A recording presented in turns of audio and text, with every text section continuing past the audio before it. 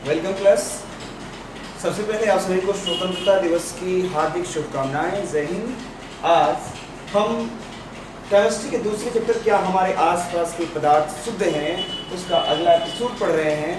पिछले एपिसोड में शुरू से अंत तक ये नाम कुछ आपकी स्क्रीन पे दिखाए गए थे। ये नाम किसके नाम हैं? तो ये कुछ विशेष तकनीक हैं जो समांगी विलयनों को समांगी मिश्रणों को अलग किया जाता है। उसके लिए मिश्रण जब विषमांगी रूप से मिले हुए थे तो उनको अलग करने का सिंपल तकनीक होता था चलनी से चालकर, छन्नी से छानकर, फटक कर, ओसाई कर, हाथ से चुनकर। जब समांगी अच्छे तरीके से मिल गए तब हमने कुछ विशेष तकनीकों का उपयोग किया।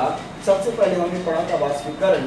तो वाष्पीकरण में हमने देखा था कि नमक को पानी से कैसे अलग किया जाता है, पानी को सुखाकर, पानी को हटाकर, या बड़े पैमाने पर नमक को कैसे निकाला जाता है वो भी सीखा था। नेक्स्ट था अपकेंद्रण। अपकेंद्रण में हमने सीखा था कि दूध से मलाई कैसे अलग किया जाता है या मक्खन कैसे निकाला जाता है। आज हम पढ़ने जा रहे हैं पृथक्करण। इसको अच्छे से समझिए, नोट करना होगा वो बात की बात है। कॉपी आपको मिलेगा, आराम से नोट कर लीजिएगा। नोट्स मिलेगा, नोट कीजिएगा। आप समझने का प्रयास कीजिए कि पृथक्करण क्या होता है। पृथक्करण का मतलब कहाँ यूज किया जाता है? पृथक्करण का एक सिद्धांत है कि जब दो अघुलनशील द्रव एक में मिल जाएं तो वो एक अलग अलग परतों में अलग हो जाते हैं। इसी सिद्धांत पे हमारा पृथक्करण डिपेंड करता है। बात को फिर समझिए, दो अघुलनशील द्रव मतलब दो बहने वाला पदार्थ ऐसा हो जो आपस में घुल नहीं सकता। दूध और पानी को मिला दीजिएगा तो ऐसे मिल जाएगा कि आपको पता नहीं चलेगा कि दूध कहाँ है, पानी कहाँ है। तो घुलनशील है, घुलने लायक है।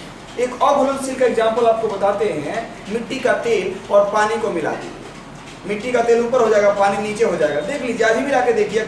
या घर में सरसों का तेल, जिसे कड़वा तेल का आप कहते हैं, उसको भी देख सकते हैं आप, ऊपर रह जाता है, पानी नीचे रह जाता है। तो जो दो अघुलनशील द्रव आपस में मिलते हैं ना, तो उनके दो अलग अलग परत बन जाते हैं। हल्का वाला ऊपर रहता है, भारी वाला नीचे रहता है।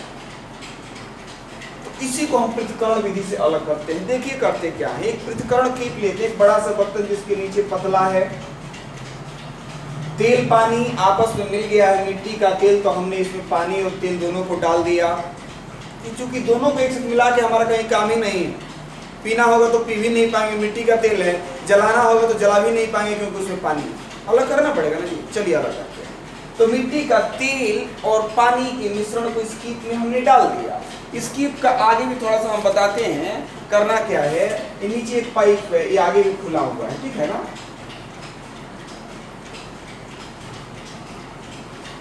इसमें जब डालेंगे पूरा अच्छे से मिला देंगे, कुछ देर छोड़ देंगे तो तेल ऊपर हो जाएगा, पानी नीचे हो जाएगा। ये स्टॉप कॉर्क है, बंद करने वाला, तुरंत बंद कर देंगे हम यहाँ से। अब धीरे से इसको खोलेंगे तो पानी नीचे गिरना स्टार्ट होगा। पानी गिरते गिरते गिरते गिरते अगर दिखाई देगी सब पानी गिर गया, थोड़ा सा बचा है, क्लियर गिर गया है। अब तेल गिरने जा रहा है, तुरंत फटाक से बंद कर देंगे। थोड़ा बहुत तेल इसमें जाएगा, लेकिन एक अच्छी मात्रा में हमारा तेल और पानी अलग अलग तो निश्चित ही हो जाएगा। इसी को हम पृथक्करण विधि कहते हैं। लिखिए कैसे। जब दो अघुलनशील द्रव आपस में घुले होते हैं, मिले होते हैं, तो उनको पृथक्करण के द्वारा ही अलग किया जाता है। किस किस चीज को अलग किया जाता है? उपयोग पूछता है इसका।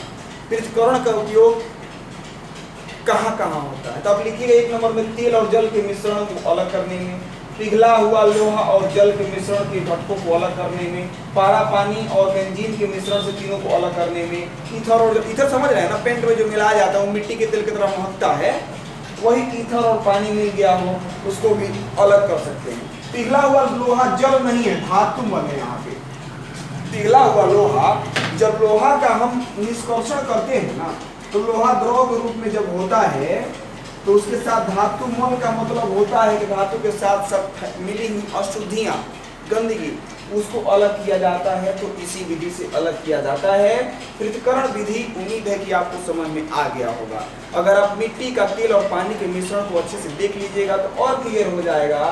अगर आपको कुछ पूछना है, कमेंट बॉक्स खाली है, मैसेज के लिए व्हाट्सएप है, आप कहीं मैसेज कीजिए, पूछिए। हम चलते हैं नेक्स्ट हमारा विधि हो गया ऊर्ध्वपातन।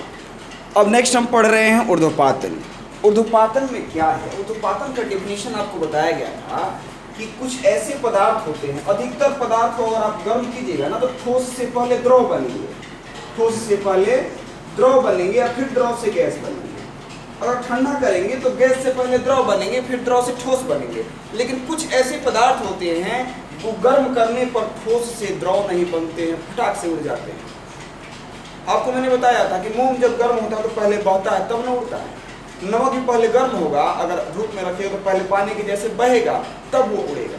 लेकिन कपूर है, नेफ्थलीन, एंथ्रासीन, आयोडीन है, अमोनियम क्लोराइड है, ये ठोस से द्रव नहीं बनता है बल्कि फटाक से ये गैस बनकर उड़ जाता है और फिर गैस से डायरेक्ट ठोस बन जाता है। अब इसको हम समझेंगे ये कैसे संभव, ऊर्ध्वपातन का उपयोग पृथक्करण में कैसे होता है, अलग अलग करने में कैसे होता है। तो ऊर्ध्वपातन में जब दो पदार्थों का ऐसा मिश्रण हो जिसमें से एक ऊर्ध्वपातन के लायक हो, उनको हम ऊर्ध्वपातन विधि से अलग करते हैं। जैसे एग्जाम्पल समझिए, अमोनियम क्लोराइड है, ऊर्ध्वपातन होने वाला है, यानी कि ठोस से डायरेक्ट गैस बन गया। असाधारण नमक ले लिए, सोडियम क्लोराइड, वो पहले द्रव बनेगा तब ना गैस बनेगा।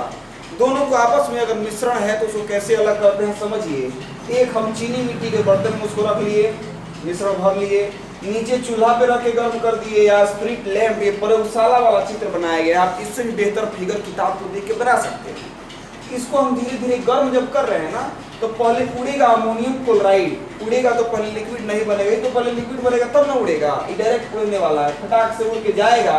बस ऊपर एक कीप रखा गया है, ये कीप है, कुपी है, पाइप है, तो ये उसको ठंडा कर देगा। ऊपर से रुई बंद कर दिया गया है, ठंडा होगा तो फिर अब लिक्विड बन के टपक टपक नीचे टपकेगा नहीं। भाप के लिए जब पानी आप गर्म करते हैं जिसको आप अधन कहते हैं, तो पानी भाप बन के उड़ता है और ऊपर जब ढक्कन के पास जाके ठंडा होता है तो फिर से टप से नीचे गिर जाता है। देखे है ना, पानी भाप बन के उड़ता है, फिर से जब ढक्कन पे जाके फिर लिक्विड बन के टपक से गिर जाता है। लेकिन ये जब उड़ेगा ना तो फिर टप से गिरेगा नहीं, क्योंकि ये पहले ठोस से तो बदला तो द्रव नहीं बना, पानी की तरह टपकने वाला नहीं बना, गैस बन गया। और गैस जब ऊपर जाके ठंडा हुआ तो फिर से ठोस बन गया, तो ठोस गिरेगा, ठोस तो कहीं चिपक गया ना यहाँ पे जाके। तो यहाँ से अमोनियम क्लोराइड जब गर्म होकर उड़ता है तो ऊपर जाके कहीं चिपक जाता है। अब क्या करते हैं, वो तो ऊपर चिपक गया, नीचे बच गया साफ साफ हमारा सोडियम क्लोराइड मिश्रण में से, यहाँ बच गया वहाँ बच गया, खुरच के उसको हम बाहर निकाल लिए अमोनियम क्लोराइड को, और सोडियम क्लोराइड को इस बर्तन में छोड़ दिए, ये इसको अलग निकाल लिए। इसको इस तरीके से अलग किया जाता है। लिखने के लिए आप बस यही लिखेंगे, दो पदार्थों के ऐसे मिश्रण जिसमें से एक ऊर्ध्वपातन होने वाला हो, उसको ऊर्ध्वपातन विधि से थोड़ा सा गर्म करके ऊर्ध्वपातन कराते हैं, जिसमें एक पदार्थ ऊर्ध्वपातन होकर दूसरे जगह ठोस बन के निकल जाता है और शेष पदार्थ उसी में बच जाता है। इस तरीके से मिश्रण को हम अलग कर लेते हैं। उदाहरण है कि अमोनियम क्लोराइड और सोडियम क्लोराइड के मिश्रण को हम इस विधि से अलग करते हैं। कपूर, नेफ्थलीन, एंथ्रासीन के साथ नमक, बालू, लोहा का चूर्ण, चौक, कुछ भी वो चीज मिला हो उसको अलग करने का विधि यही है। कपूर के साथ नमक मिला हो तो भी इस विधि से, कपूर के साथ बालू मिला तो भी इस विधि से, कपूर के साथ लोहा का चूर्ण मिला हो तो भी ऊर्ध्वपातन से, कपूर के साथ चौक मिला तो भी ऊर्ध्वपातन से। ठीक उसी तरीके से नेफ्थलीन नमक, नेफ्थलीन बालू, नेफ्थलीन लोहा, नेफ्थलीन चौक, इसको भी उसी विधि से। एंथ्रासीन नमक, एंथ्रासीन बालू, एंथ्रासीन लोहे का चूर्ण, एंथ्रासीन चौक, इसको भी उसी विधि से। आयोडीन के साथ नमक, बालू, लोहे का चूर्ण, चौक इत्यादि हो, इसको भी ऊर्ध्वपातन की विधि से हम अलग कर सकते हैं। आज हमने क्लियर किया ऊर्ध्वपातन को कहाँ कहाँ यूज किया जाता है। आज के लिए बस इतना ही पे रोका जा रहा है। हम नेक्स्ट एपिसोड में पढ़ेंगे वर्णलेखन, समाहार आसन और प्रभाजी आसन। ये थोड़ा सा और भी इंटरेस्टिंग है, नेक्स्ट वीडियो का इंतजार कीजिए। आज के लिए एक बार फिर से स्वतंत्रता दिवस की हार्दिक शुभकामनाएं, अग्रिम शुभकामनाएं। जय हिंद।